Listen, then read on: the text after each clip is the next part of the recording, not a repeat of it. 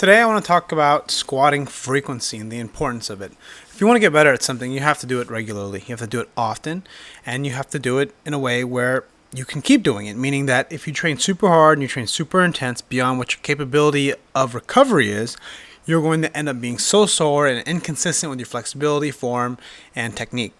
So when you go on a frequent approach of squatting, you need to dial down the intensity. You need to match it up with your current level of training age, your training fitness. Because if you train super hard, you're going to learn that you just can't keep doing that because you're going to get too beat up, you're going to get too sore, and you're probably going to get hurt if you don't already get hurt. And that's what I've been experiencing. I've been trying to be stubborn and try to fight my way through getting stronger as fast as I can, especially with the squat. And every time I get stronger, but then I get overuse injuries. So it's so easy to just say, okay, I can only squat once a week, my joints can only handle it.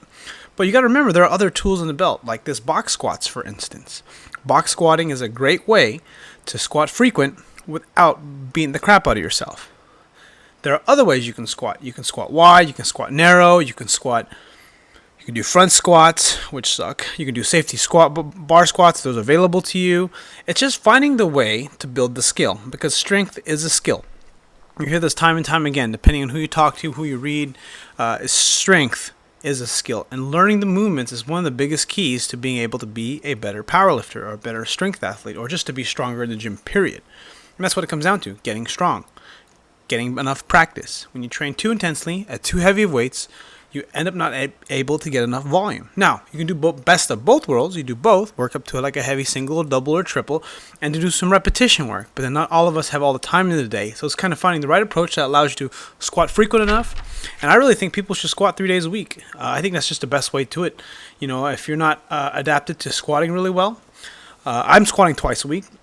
It fits better with my schedule, and it's what I have time for. If I had the time to squat 3 times a week, I would. But this kind of allows me, I have one day where I squat heavy without a box, and I try to get as close to a little bit more narrow stance, and then I do a box squat on my second day, or I have been now. It's sort of my plan, because it's helping me keep my form nice and dialed in. Now moving on to deadlifts. I've been on the second day of deadlifting, along with my squats. I do different variations. I'll either do sumo, I'll do a deficit deadlift, I'll do an RDL or a stiff-legged deadlift. Just some sort of way to get a different type of stimulus to build the muscle, to build the strength, to build the grip, to build the posture.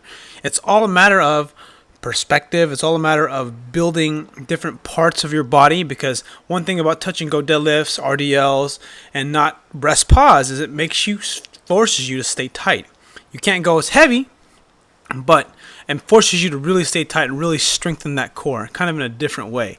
And kind of that's what I'm doing right here with the 415. It's just really focusing on staying tight. Sometimes I do touch and go, sometimes I don't.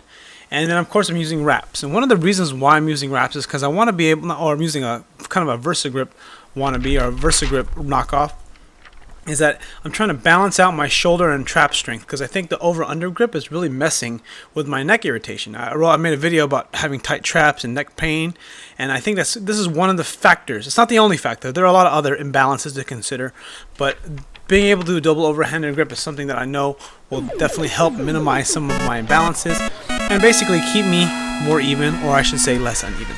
Thanks for watching, and I'll see you guys in the next video.